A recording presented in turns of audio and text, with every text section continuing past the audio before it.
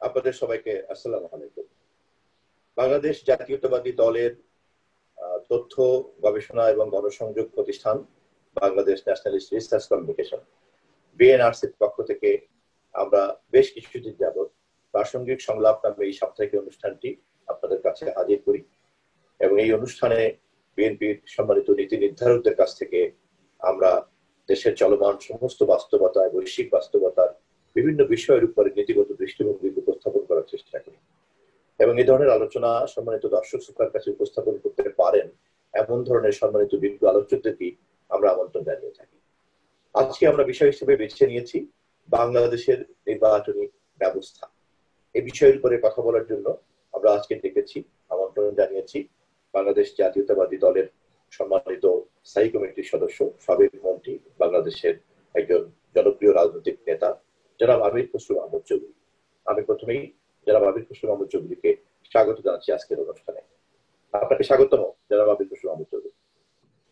আমরা আজকে আলোচনা করব সম্মানিত দর্শক শ্রোতারা যারা নিয়মিতই প্রাসঙ্গিক সংলাপ চেষ্টা করেন অনুসরণ করতে, এবং আমরা খুবই আনন্দিত যে নিয়মিত দর্শক শ্রোতার সংখ্যা বাড়ছে।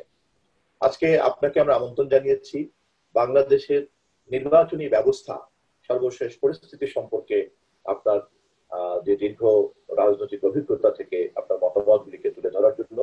বিশেষ করে এই মুহূর্তে আজকে যখন আপনি কথা বলছেন তখন বাংলাদেশে একটি উপনির্বাচন হচ্ছে পাবনা ৮ ঈশ্বরদী আসনে। আমরা এখনো পরিস্থিতি সম্পর্কে ভালো সংবাদ পাইনি, হয়তো বিকালের দিকে সংবাদগুলিকে পাবো। এই সমস্ত কিছু কিন্তু প্রমাণ করে যে বাংলাদেশ জাতীয়তাবাদী দল পার্লামেন্টে এই মুহূর্তে আছে, নির্বাচনে আছে, কিন্তু পার্লামেন্ট নির্বাচন এবং জনগণের ভোটাধিকার জনগণকে সন্তুষ্ট করতে পারছে না তার মৌলিক অধিকার চর্চার ক্ষেত্রে। অথচ এই মৌলিক অধিকার ব্যতীত গণতন্ত্র প্রতিষ্ঠা করা বা চর্চা করা কোনোভাবেই সম্ভব নয়। বাংলাদেশ জাতীয়তাবাদী দলের পক্ষ থেকে একটি অর্থবহ নির্বাচনী ব্যবস্থা প্রতিষ্ঠা করার লক্ষ্যে আপনার বক্তব্য বা চিন্তাকে উপস্থাপন করার জন্য আপনাকে অনুরোধ করছি। দেখুন, নির্বাচন ব্যবস্থাটা হচ্ছে আপনার গণতন্ত্র, মানবাধিকার, একটি রাষ্ট্রের নাগরিকের তার সব অধিকারগুলো যেটা বাংলাদেশের সংবিধানে সন্নিবেশিত আছে, এই অধিকারগুলোকে সমুন্নত রাখার জন্য, এটাকে সত্যিকার অর্থে এটার প্রতিফলন ঘটানোর জন্য বাংলাদেশের জনগণের, প্রত্যেক দেশের জনগণের একটা নির্বাচনের মাধ্যমে নির্বাচিত জনপ্রতিনিধি শাসিত একটি দেশ, যেখানে তারা প্রতিনিধিরা জনগণের কাছে দায়বদ্ধ থাকবে, জবাবদিহি থাকবে। এবং এইটা হচ্ছে গণতন্ত্রের মূল মন্ত্র। এবং এটার অভিভাবক হচ্ছে মূলত সংবিধান, এবং সংবিধানে এগুলো বিধিবদ্ধ আছে পরিষ্কার ভাবে কেন নির্বাচন, এবং নির্বাচনের মাধ্যমে যারা দেশের মালিক তাদের ইচ্ছার প্রতিফলন ঘটানো হতে হবে একটি পরিচ্ছন্ন, নিরবিচ্ছিন্ন, গ্রহণযোগ্য নির্বাচনের মাধ্যমে। সুতরাং সবকিছু কিন্তু যে জায়গাটার, যে নির্বাচনের মাধ্যমে জনগণের অধিকার, তার চিন্তার প্রতিফলন, তার প্রত্যাশা পূরণ, সেটা নির্বাচনের মাধ্যমেই সম্ভব। আর কোনো এটা ব্যতিরেকে আর কোনোভাবে কিছু করা সম্ভব। আজকে সেই জায়গাটাই কিন্তু আমরা বাধাগ্রস্ত হচ্ছি, সরাসরি ভাবে বাধাগ্রস্ত হচ্ছে।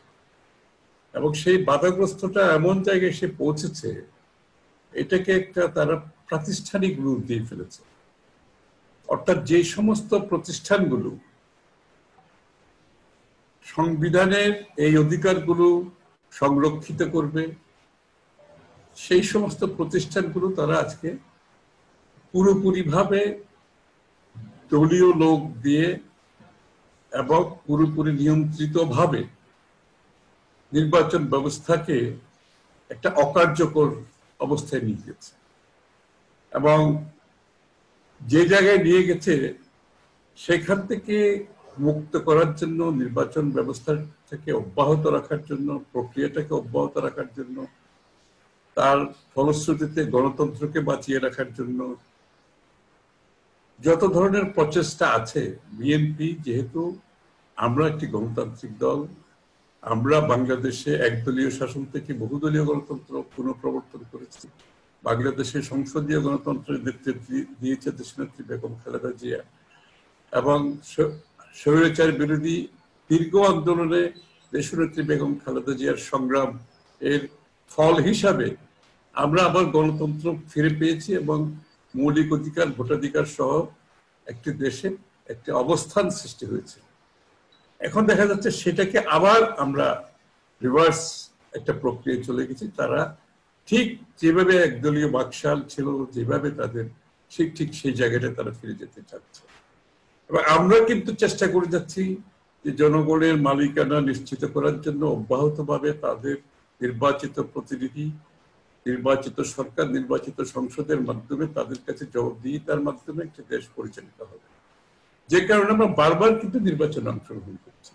এবং অনেকে প্রশ্ন করেন, আপনারা কেন এই সমস্ত নির্বাচনে যাচ্ছে? সত্যিকার অর্থে জনগণ আমাদের প্রশ্ন করে, যেখানে নির্বাচনের লেশমাত্র ভাগ যেখানে অবশিষ্ট নাই, সেই নির্বাচনে আপনারা কেন যাচ্ছেন? এবং এই নির্বাচনগুলো যে তারা শুধুমাত্র লোক দেখানো নির্বাচন,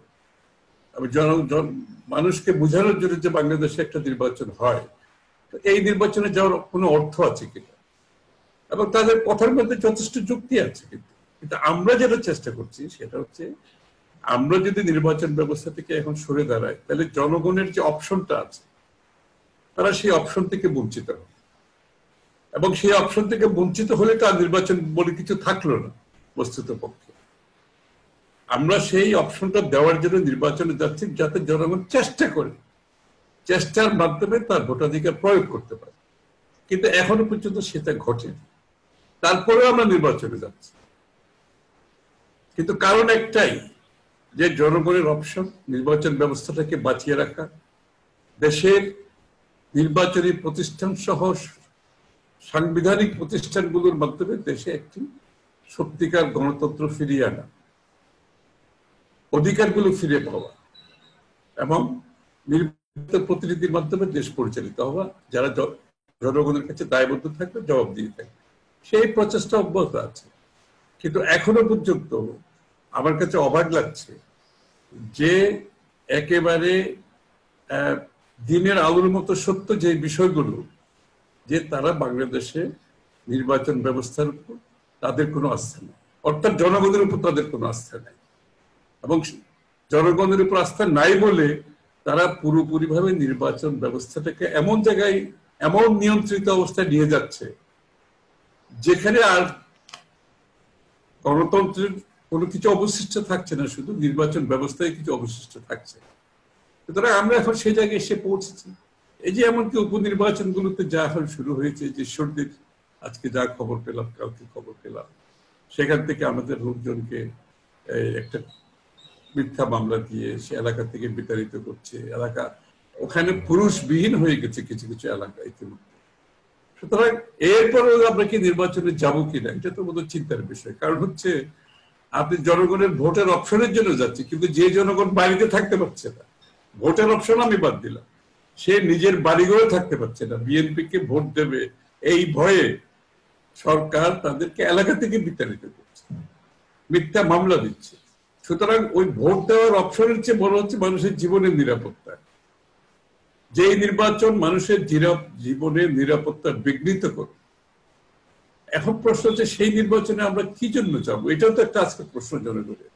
অপশন তো দূরের কথা, ভোট দেওয়া, তার জীবনের নিরাপত্তা, তার জীবন জীবিকার নিরাপত্তা আজকে বিঘ্নিত হচ্ছে। সেই নির্বাচনে যাওয়া কতটুকু যুক্তিযুক্ত, সেটা কিন্তু আজকে প্রশ্ন হয়ে উঠে দাঁড়িয়েছে। এবং জনগণ আমাদেরকে বলছে, আমরা তো ভোট তো দেওয়া দূরের কথা, আপনাদের অপশন তো প্রয়োগ করা দূরের কথা, আমরা তো বাড়ি ঘরেই থাকতে পারছি, এলাকায় থাকতে পারছি না, নিপীড়ন নির্যাতনের জন্য এলাকা থেকে বিতাড়িত হচ্ছে, যাতে করে আমরা ভোট কেন্দ্রে যেতে না পারি। এখন তো তার জীবনের নিরাপত্তা দেওয়া মুশকিল হয়ে গেছে। এক্ষেত্রে একটা বিষয়ে সম্মানিত দর্শক শ্রোতার কাছে আপনি পরিষ্কার করলে আলোচনাটা আরো অনেক পূর্ণাঙ্গ হবে। এরকম একটা অভিজ্ঞতার আলোকেই কিন্তু তত্ত্বাবধায়ক সরকার ব্যবস্থা, বাংলাদেশ জাতীয়তাবাদী দলের সংসদ, বেগম খালেদা জিয়ার সংসদ 1996 এর পার্লামেন্টে একটা আইনের মাধ্যমে তত্ত্বাবধায়ক সরকার ব্যবস্থা সংবিধানে সংযুক্ত করেছিল।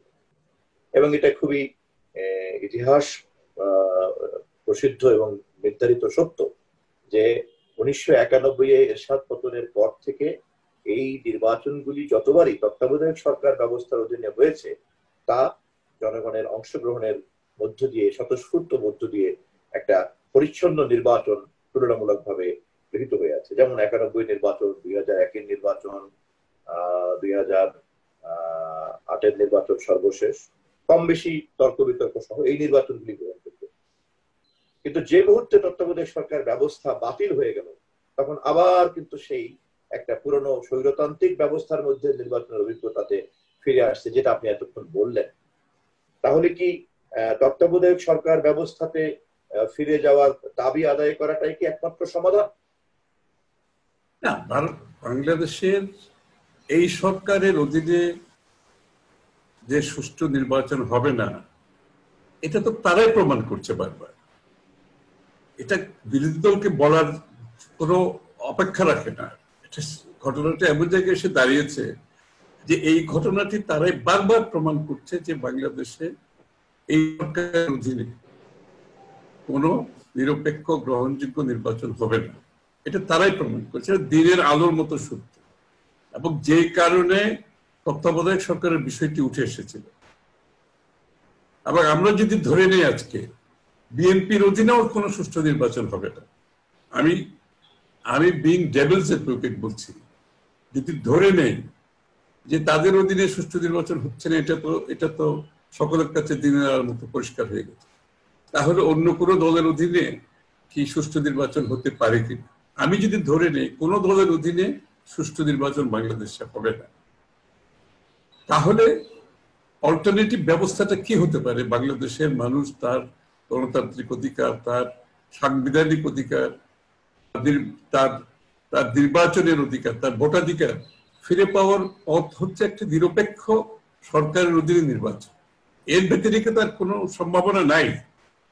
আমি ধরে নিলাম কোন দলের অধীনে, আমি তাদেরকে বেনিফিট অফ ডাউট দিলাম যে কোন দলের অধীনে হবে না, তাহলে তো বাংলাদেশের মানুষ তার ভোটাধিকার ফিরে পাওয়া, তার গণতান্ত্রিক সাংবিধানিক অধিকার ফিরে পাওয়া একমাত্র পথ হচ্ছে একটি নিরপেক্ষ সরকারের অধীনে নির্বাচন হওয়া, তাদের অধীনে একটি নিরপেক্ষ নির্বাচন কমিশন গঠন করে তাদের অধীনে সংশ্লিষ্ট নির্বাচনের সাথে জড়িত যে সংস্থাগুলো আছে সবাইকে নিরপেক্ষ অবস্থানে নিয়ে একটি নিরপেক্ষ নির্বাচনের মাধ্যমে জনগণ তার ভোটাধিকার ফিরে পেতে পারে, তার প্রতিনিধি নির্বাচন করতে পারে, তার সরকার নির্বাচন করতে পারে, তার সংসদ নির্বাচন করতে পারে, যারা সরাসরি তাদের কাছে দায়বদ্ধ থাকে। এটা তো নিরপেক্ষ সরকার ব্যতীত যে সম্ভব নয়। আওয়ামী লীগ এটা আরো পরিষ্কার করছে। বিগত দিনে যে সন্দেহটা ছিল তার পরিপ্রেক্ষিতে বিএনপি কিন্তু বাংলাদেশে একটি নিরপেক্ষ সরকারের অধীনে নির্বাচনের ব্যবস্থা বিএনপি পাশ করেছে। যে আস্থার প্রশ্নটা যখনই উঠেছে, বিএনপি জনগণের প্রতি শ্রদ্ধা রেখে, গণতন্ত্রের প্রতি শ্রদ্ধা রেখে, জনগণের ভোটাধিকারের প্রতি শ্রদ্ধা রেখে, সংবিধানের প্রতি শ্রদ্ধা রেখে এককভাবে একটি নির্বাচন করে একটি সেশনের মাধ্যমে তত্ত্বাবধায়ক সরকার প্রবর্তন করে সংসদ ভেঙে দিয়ে নির্বাচনের মাধ্যমে বাংলাদেশে একটি নিরপেক্ষ সরকারের অধীনে নির্বাচন ব্যবস্থা প্রবর্তন করে 3-4টি নির্বাচন আমরা দেখেছি, নিরপেক্ষ গ্রহণযোগ্য নির্বাচন হয়েছে। তাহলে এখন এই মুহূর্তে সেই ব্যবস্থাটাকে বাতিল করে যে সমস্যার সৃষ্টি করা হয়েছে, এখান থেকে তো বের হওয়ার একটি পথ। আর আমরা সবাই জানি, আপনি যখন স্বৈরাচার ডিক্টেটররা যখন গণতন্ত্রকে হত্যা করে তখন সেটা জনগণের কাছে পরিষ্কার থাকে, জনগণ এটা প্রত্যাশিত একটা ব্যাপার। কিন্তু যারা তথাকথিত নির্বাচনের কথা বলে ক্ষমতা দখল করে কর্তৃত্ববাদী একনায়কত্ব সরকার গঠন করে, সেটা কিন্তু কঠিন ব্যাপার হয়ে দাঁড়ায়। সেটা শুধু স্বৈরাচার থাকে না, তারা তখন ফ্যাসিস্ট সরকারে পরিণত হয়, যেটা আমরা দেখেছি হিটলারের সময়, যেটা আমরা দেখেছি মুসলিনের বেলায়। তারা কিন্তু এইরকমই তথাকথিত নির্বাচনের মাধ্যমে তারা ক্ষমতা দখল করে, তারা স্বৈরাচারকে অতিক্রম করে ফ্যাসিজমের দিকে চলে গেছে।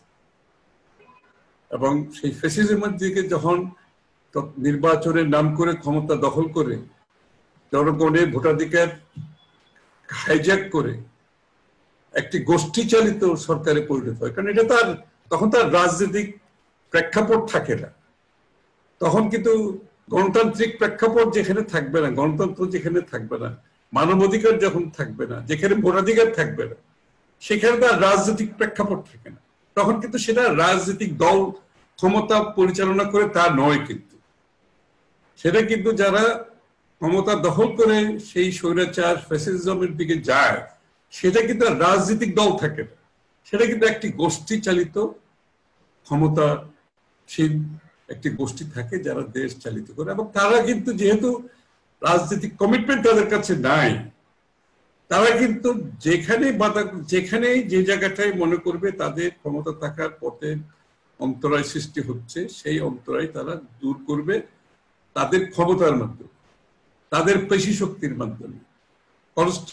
সংবিধানের বাইরে গিয়ে আইন প্রণয়ন করবে, সংবিধানকে লঙ্ঘন করবে, আন্তর্জাতিক মানবাধিকারকে লঙ্ঘন করবে, তার বাইরে গিয়ে তারা নিজস্ব কতগুলো আইন প্রণয়ন করবে। যেমন বাংলাদেশে ডিজিটাল সিকিউরিটি অ্যাক্ট করেছে তারা, এটা একটা পরিষ্কার এক্সাম্পল, একটা যে যার মাধ্যমে তারা দমন পীড়ন নীতির মাধ্যমে ক্ষমতায় অব্যাহতভাবে থাকবে, এই গোষ্ঠীটা থাকবে। আমি কিন্তু আর এটাকে রাজনৈতিক দল হিসেবে কিন্তু আখ্যায়িত করছি, কারণ যেখানে রাজনীতি নাই সেখানে রাজনৈতিক দলের ক্ষমতা থাকার তো প্রশ্ন আসছে না। এই জিনিসটা আমাদের কাছে পরিষ্কার হতে হবে। যেখানে গণতন্ত্র থাকবে, রাজনীতি থাকবে, মানবাধিকার থাকবে, আইনের শাসন থাকবে, বাক স্বাধীনতা থাকবে, সেখানে আপনি রাজনৈতিক দলের প্রশ্ন আসছে। যেখানে সবকিছু আপনার কাছ থেকে কেড়ে নেবে, একটা গোষ্ঠীর দেশ পরিচালনা করবে, সেটা কিন্তু কোনো রাজনৈতিক শক্তি না, সেটা কিন্তু একটা ফ্যাসিস্ট শক্তি, একটি গোষ্ঠী দেশ পরিচালনা করে। আমাদের বাংলাদেশের প্রেক্ষাপট ঠিক সেই জায়গায় এসে দাঁড়িয়েছে। তার মানে আপনার আলোচনা থেকে একটা বিষয় এই মুহূর্তে বেরিয়ে এসছে যে ক্ষমতাকে কুক্ষিগত করতে, নির্বাচনকে বিকৃত করে, নির্বাচনী ব্যবস্থাকে দলীয়করণ করে, নির্বাচন সংশ্লিষ্ট সকল প্রতিষ্ঠানকে দলীয়করণ করে দেশে এখন এমন একটি পরিস্থিতি তৈরি হয়েছে যে গোটা রাজনৈতিক প্রক্রিয়াই এখানে অপ্রাসঙ্গিক হয়ে পড়েছে। যেহেতু এখানে জনগণ, ভোট, রাজনীতি এবং দেশের বিভিন্ন নীতি নির্ধারণীতে জনগণের প্রত্যক্ষ পরোক্ষ অংশগ্রহণের প্রশ্নটি আর থাকছে না, ফলে এটি একটি চক্র অথবা এটি একটি গোষ্ঠীর রাজত্বে পরিণত হয়েছে। এরকম পরিস্থিতিতে নির্বাচনবিহীন পরিস্থিতি, নির্বাচনের ভোটারবিহীন ভোটের যে বিকৃত ব্যবস্থা, এই আলোকে ধীরে ধীরে ধীরে ধীরে রাজনৈতিক দল এবং রাজনৈতিক সংস্কৃতির এই যে পরিবর্তন, এর বিরুদ্ধে জনগণের অসন্তোষ, জনগণের ক্ষোভ, যার বহিঃপ্রকাশ বিভিন্ন সময় বিভিন্ন ভাবে ঘটছে। যদি নির্বাচনের মধ্য দিয়ে তা নিয়মতান্ত্রিক ভাবে প্রকাশ করার ব্যবস্থা না থাকে এবং সাংবিধানিক অধিকারের মধ্যে রাজপথে দাঁড়িয়ে মিছিল করা, মিটিং করা, সংগঠন তৈরি করার যে অধিকার, তাও যদি চর্চা করা না যায়, তাহলে আর কি সমাধান রাজনৈতিক প্রক্রিয়ার হাতে থাকে? সমাধান তো হচ্ছে, আপনি বিষয়টা যেটা আমি একটু আগে বলেছি, সেটা হচ্ছে যেখানে রাজনৈতিক প্রক্রিয়া থাকবে না, যেখানে সাংবিধানিক প্রক্রিয়া থাকবে না, গণতান্ত্রিক প্রক্রিয়া থাকবে না, সেখানে যখন একটি গোষ্ঠী রাষ্ট্রীয় ক্ষমতা দখল করে তারা ক্ষমতায় থাকার জন্য, ক্ষমতায় থেকে আপনার সমস্ত অধিকার কেড়ে নেওয়ার জন্য যা যা করার তারা সেটা করবে।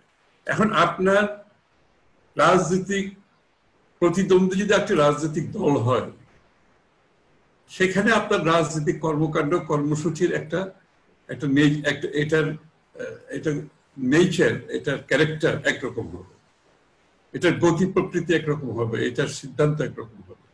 যেখানে আপনার রাজনৈতিক প্রতিপক্ষ, আপনার বিএনপি যদি একটি রাজনৈতিক দল, আমরা বিএনপি একটি রাজনৈতিক দল হিসাবে, আমাদের প্রতিপক্ষ যদি আজকে আরেকটি রাজনৈতিক দল হতো কিংবা একাধিক রাজনৈতিক দল হতো, তাহলে আপনার রাজনৈতিক কর্মসূচির মাধ্যমে, যেটা আপনাকে সংবিধান যে অধিকারগুলো দিয়েছে, যে আপনার যে একটি নাগরিক হিসাবে আপনার যে সংবিধান যে আপনাকে রাজনৈতিক অধিকারগুলো দিয়েছে, সেই অধিকারগুলো আপনি প্রয়োগ করতে পারতেন।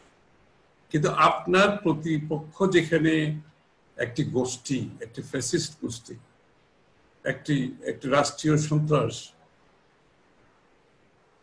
হয়ে দাঁড়িয়েছে, সেখানে আপনি এখন, যেখানে আপনি কোনো রাজনৈতিক কর্মকাণ্ড করতে পারছেন না, যেখানে আপনি কোনো, যে সংবিধান আপনাকে যে অধিকারগুলো দিয়েছে সেগুলো আপনার কাছ থেকে কেড়ে নিয়েছে, যে ইউনাইটেড নেশনস এর universal declaration of human rights যে আপনাকে মানবাধিকারগুলো দিয়েছে, যেগুলো তো আমরা স্বাক্ষর করেছি, আমরা যেগুলো আমরা ওন করেছি বাংলাদেশে, সব কিছু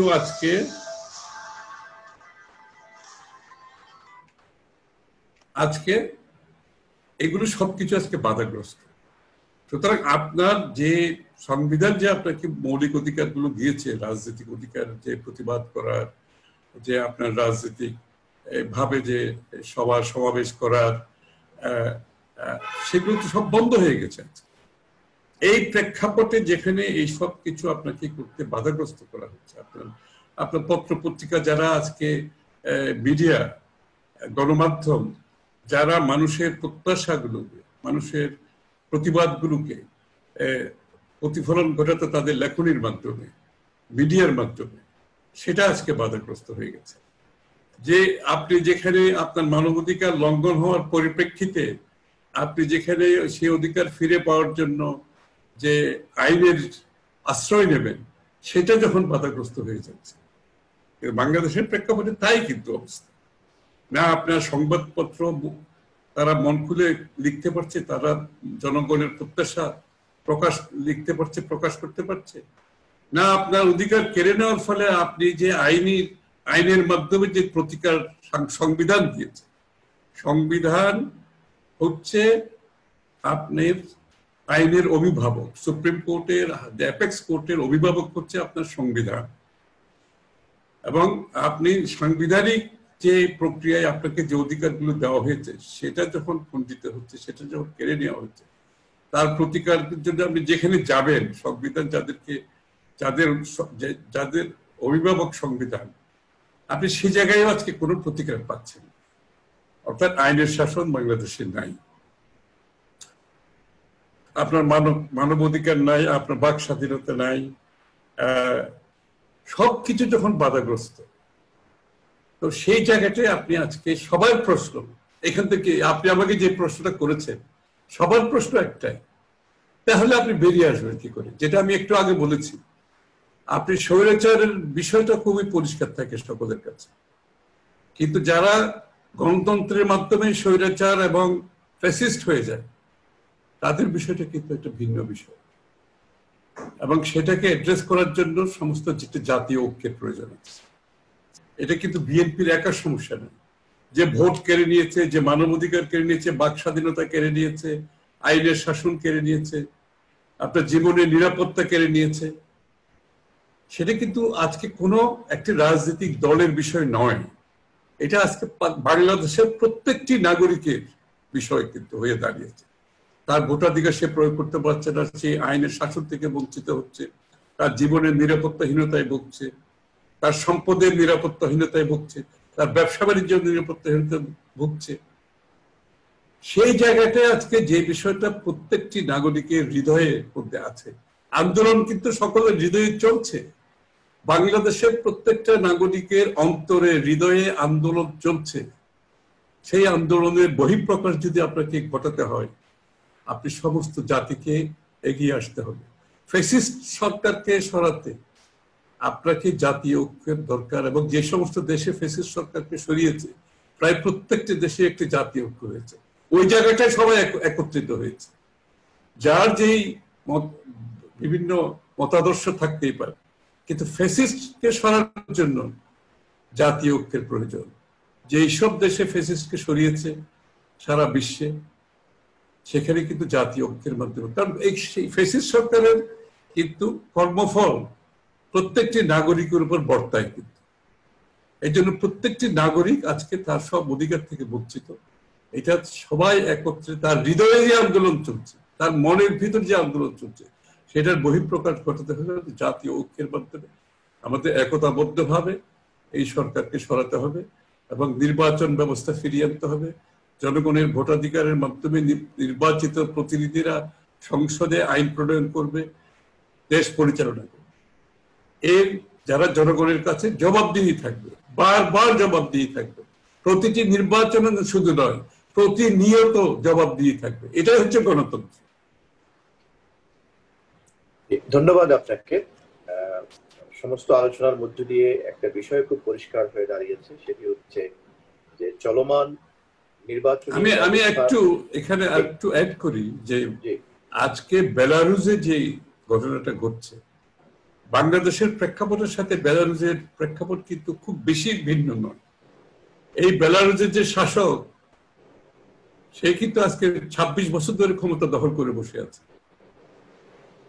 এবং সে এই নির্বাচনের আগে যে বিরোধী দলের প্রধান নেতাকে জেলে ঢুকিয়ে দিয়েছে, যেভাবে এখানে দেশনেত্রী বেগম খালেদা জিয়াকে আমরা দেখেছি জেলে প্রেরণ করেছে, তার বদলে তার স্ত্রী সেখানে নির্বাচন করেছে বেলারুসে। এখানকার মতো নির্বাচনের আগে প্রায় 40% ভোট আগেই তারা প্রয়োগ করে দিয়েছে, তারা কেড়ে নিয়েছে, চুরি করে নিয়ে নিয়েছে। 40% ভোট তারা ভোটের আগে নিয়েছে এবং ভোটের দিনও কারচুপি যেভাবে বাংলাদেশে হয়েছে সেভাবেই কারচুপি হয়েছে। আমাদের সাথে বেলারুসের কিন্তু বিষয়টা প্রায় একই ধরনের এবং এই যে একটি রাষ্ট্রীয় সন্ত্রাসের মাধ্যমে নিপীড়ন নির্যাতন চালাচ্ছে তারা ওখানে। এই যে যারা আজকে প্রতিবাদ করছে, হাজার হাজার মানুষ রাস্তায়, তাদেরকে গ্রেফতার করা হচ্ছে, তাদেরকে নির্যাতন করা হচ্ছে, তাদেরকে বিভিন্ন ভাবে আজকে নির্যাতনের শিকার করা হচ্ছে। কিন্তু বেলারুসের সাথে বাংলাদেশের এই বিষয়টা একেবারে অনেক দিক থেকে মিল আছে। সেখানে একটি ফ্যাসিস্ট সরকার দেশ পরিচালনা করছে। এই বাংলাদেশেও সেখানে কিন্তু বেলারুসে যেটা হয়েছে সেটা জাতীয় ঐক্যের মাধ্যমেই হয়েছে, কিন্তু শান্তিপূর্ণভাবে। আপনি বাংলাদেশের যে জনসংখ্যা, সেই জনসংখ্যার শুধু 3% লোক যদি শান্তিপূর্ণ প্রতিবাদ করে ফ্যাসিস্ট সরকারের প্রতিবাদ, এটা একটা স্টাডি হয়েছে ইতিমধ্যে, যে সেই দেশের জনসংখ্যার 3-4% লোক যদি শান্তিপূর্ণ প্রতিবাদ করে, ফ্যাসিস্ট সরকারও টিকে থাকার কোনো সুযোগ নেই। ধন্যবাদ আপনাকে যে আপনি বাংলাদেশের নির্বাচনী ব্যবস্থার, বিশেষ করে বিগত জাতীয় সংসদ নির্বাচনের যে পরিস্থিতি, তার সঙ্গে বেলারুশের এই মুহূর্তের যে রাজনৈতিক সংকট চলছে, বেলারুশের সর্বশেষ নির্বাচনকে নিয়ে যে বিতর্ক, নির্বাচনের ভোটের কারচুপির যে চিত্র এবং সেখানে বিরোধী দলের যে অভিযোগ, তার সঙ্গে অনেক মিল খুঁজে পাওয়া যায় বাংলাদেশের বিগত নির্বাচনের সঙ্গে বেলারুশের সর্বশেষ নির্বাচনের। এবং এই মিলটি কেবলমাত্রই একটি কাকতলীয় মিল নয়। আপনার কথায় যেমনটি সম্মানিত দর্শক শ্রোতারা বুঝতে পেরেছেন, এই মিলটি হচ্ছে যখন ক্ষমতাকে কুক্ষিগত করে রাখার জন্য নির্বাচনী ব্যবস্থাকে এবং নির্বাচনের সঙ্গে সংশ্লিষ্ট রাষ্ট্র এবং তার সকল প্রতিষ্ঠানকে কোনো ক্ষমতাসীন দল অথবা গোষ্ঠী ব্যবহার করতে চায়, তখন নির্বাচনের চেহারাটা এমন হতেই বাধ্য। এবং সেই ক্ষেত্রে গোটা রাষ্ট্রের এই গণবিরোধী অংশের মধ্যেই একটা চক্র তৈরি হয়ে যায়, যা আমরা বাংলাদেশের ক্ষেত্রেও দেখছি। এবং এর বিরুদ্ধে জনমত যা আছে, সেই জনমতের মধ্যে একটি জাতীয় ঐক্যমত তৈরি করাই হচ্ছে এর সমাধান। এবং ওই জাতীয় ঐক্যমতের উপরে ভর করে যতক্ষণ না পর্যন্ত একটি দল নিরপেক্ষ সরকারের অধীনে নিরপেক্ষ নির্বাচনের ব্যবস্থা না করা যায়, ততক্ষণ পর্যন্ত এই সমস্যার সমাধান হওয়ার কোনো প্রশ্নই ওঠে না। যারা ক্ষমতায় কুক্ষিগত করতে চায়, তারা জনগণের কাছে ভোটাধিকার ফেরত দিতে চায় না বা চাইবে না, এটাই বাস্তবতা। আমি আরেকটা বিষয় এই ক্ষেত্রে একটু সংযুক্ত করছি, যদিও সরাসরি প্রাসঙ্গিক না।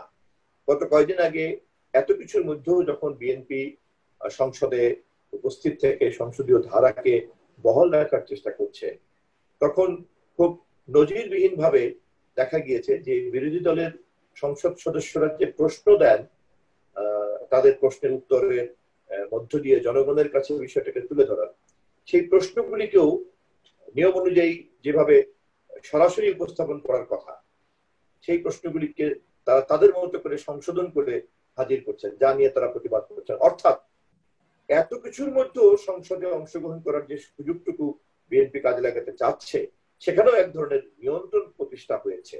ফলে শুধু নির্বাচন ব্যবস্থা নয়, দেশের সংসদও যে আজকে একটা ছোট জগন্নাথে পরিণত হয়েছে, এ বিষয়ে আপনার কোনো মন্তব্য আছে কিনা জানতে চাই সম্মানিত দর্শক শ্রোতারা। না, এটা তো হতেই হবে, এর বাইরে কিছু প্রত্যাশা করাটা এটা আমাদেরই ভুল। এটা তো হতেই হবে যে এই ধরনের গোষ্ঠী রাষ্ট্র ক্ষমতা দখল করে, যেই ধরনের গোষ্ঠী রাষ্ট্র পরিচালনা করে, তাদের কাছে কিন্তু রাষ্ট্রীয় প্রতিষ্ঠানগুলো কোনো মূল্য নেই। সেই গোষ্ঠীর মধ্যে সমস্ত রাষ্ট্রের সবকিছু নিহিত থাকে। তারা এইভাবে একটি গোষ্ঠী যখন ফ্যাসিস্ট গোষ্ঠী যখন দেশ পরিচালনা করে, তাদের কাছে রাষ্ট্রের সমস্ত ক্ষমতা নিহিত থাকে। এই যে রাষ্ট্রের তিনটে অর্গান, সংসদ, নির্বাহী বিভাগ এবং বিচার বিভাগ, এগুলোর সেপারেশনের যে কনসেপ্ট, এটা হচ্ছে একটা গণতন্ত্রের কনসেপ্ট। আপনি যেটা জিজ্ঞেস করছেন আমাকে, এটা হচ্ছে গণতন্ত্রের কনসেপ্ট। গণতন্ত্রের কনসেপ্টে রাষ্ট্রের তিনটি অর্গানের ভূমিকা আলাদা আলাদা আছে এবং তারা ইন্ডিপেন্ডেন্টলি, স্বাধীনভাবে তাদের কাজগুলো করে। এবং এই কারণে রাষ্ট্রে জনগণের অধিকারগুলো নিশ্চিত হয়, রাষ্ট্রের সংবিধানকে রক্ষা করা যাবে এবং জনগণ তার মালিকানা তাদের কাছে থাকবে এবং জবাবদিহি থাকবে। চেক অ্যান্ড ব্যালেন্সের মাধ্যমে একটি রাষ্ট্র পরিচালিত হবে। এখানে কেউ কারো অধিকার কেড়ে নেওয়ার কোনো সুযোগ থাকবে না, কিংবা একটা সীমিত তার অধিকারের স্কোপের, তার কাজের বাইরে গিয়ে সে কিছু করতে পারবে।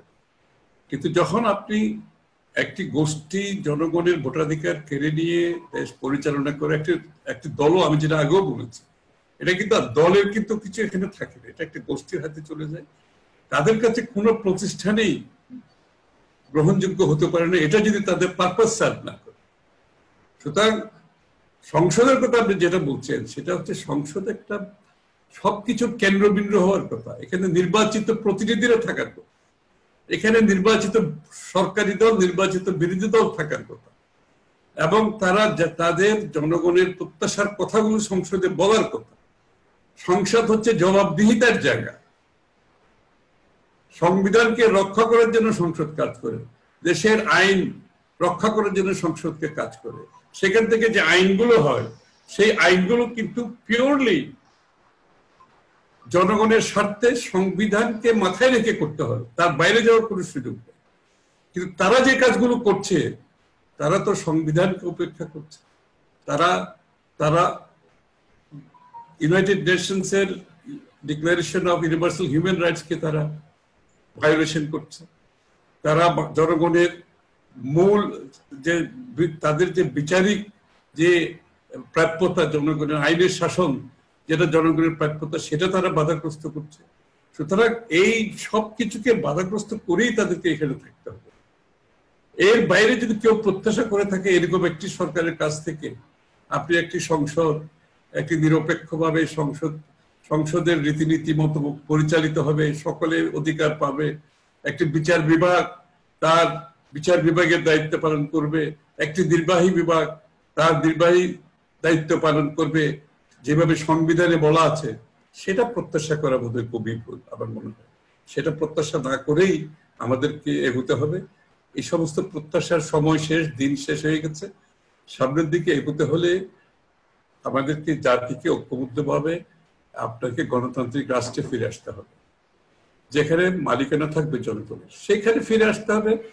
সেখানে যদি আমরা ফিরে আসতে পারি, তাহলে রাষ্ট্র রাষ্ট্রের মতো চলবে। গণতন্ত্র এবং দেশের মানুষের মালিকানার মাধ্যমে যে রাষ্ট্র পরিচালিত হয়, সেটা হচ্ছে গণতন্ত্রের মূল মন্ত্র। সেখানে আপনি ফিরে আসতে পারেন। ধন্যবাদ জনাব আমির খসরু মাহমুদ চৌধুরী। দেশের চলমান নির্বাচনী ব্যবস্থা সরকার বা সরকারি দলের পক্ষেই সাজানো হয়েছে, জনগণের অথবা ভোটারের নয়। এই শিরোনামে আপনার যে আলোচনা এবং এই মুহূর্তে আজকেও যে উপনির্বাচন চলছে সেখানে বেরিয়ে পড়া যে চিত্র, তা দিয়ে এটা প্রমাণিত হয়েছে যে জনগণের ভোটাধিকারের ক্ষমতা জনগণের হাতে ফিরিয়ে না দেওয়া পর্যন্ত কোনোভাবেই রাষ্ট্রের মালিকানা জনগণ চর্চা করতে পারবে না। এবং সেই ক্ষেত্রে ভোট ব্যবস্থাই হচ্ছে একমাত্র মাধ্যম, যে মাধ্যমে জনগণ তার রাজনৈতিক ক্ষমতাকে চূড়ান্তভাবে চর্চা করতে পারে। সেই অধিকার আদায় করার জন্য এবং এই অধিকার আদায় করার যে কোনো বিকল্প নেই তা প্রমাণ করার জন্য নির্বাচন এবং সংসদের মধ্য দিয়েই বিএনপি পথ চলছে এবং প্রতিটি ঘটনা দুর্ঘটনা দিয়ে প্রমাণ হচ্ছে যে এই ব্যবস্থার পরিবর্তন ছাড়া জনগণের কাছে একটি গ্রহণযোগ্য নির্বাচন আদায় করা সম্ভব হবে না।